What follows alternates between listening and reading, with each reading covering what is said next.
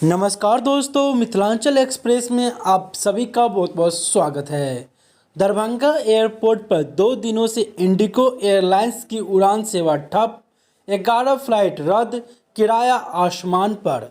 Darbhanga airport से विगत 2 दिनों से इंडिगो एयरलाइंस की उड़ान सेवा ठप है।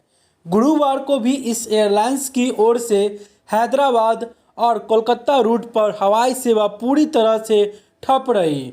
बुधवार की भी यही स्थिति थी। मंगलवार 18 जनवरी को केवल हैदराबाद रूट पर एक विमान की आवाजाही हो सकी। वहीं हम आपको बता दें, दिल्ली का किराया 10,000 के पार।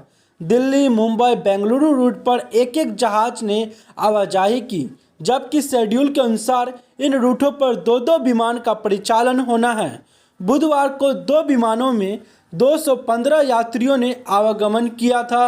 आपातकाल में बाहर जाने वाले यात्री पटना से टिकट बुक करा रहे हैं। इधर हवाई किराया भी आसमान पर है। दरभंगा कोलकाता 7,000 तो दरभंगा दिल्ली का किराया 10,000 से ऊपर पहुंच चुका है।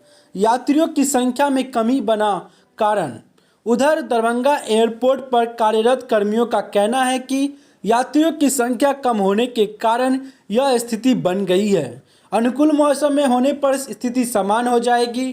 कोरोना की तीसरी लहर को लेकर भी विमान सेवा प्रभावित होने की बात बताई जा रही है। तो दोस्तों, यह थी हमारी अपडेट। हमें उम्मीद है कि आपको हमारा अपडेट पसंद आया होगा। साथ ही दरभंगा और दरभंगा एयरपोर्ट से जुड़ी तमाम खबरों के लिए हमारे मिथिलांचल एक्सप्रेस को कर ले सब्सक्राइब, ताकि सबसे पहले अपडेट हम आप तक पहुंचा सके। धन्यवाद। आपका हमारा साथ यूं ही बना रहे। धन्यवाद।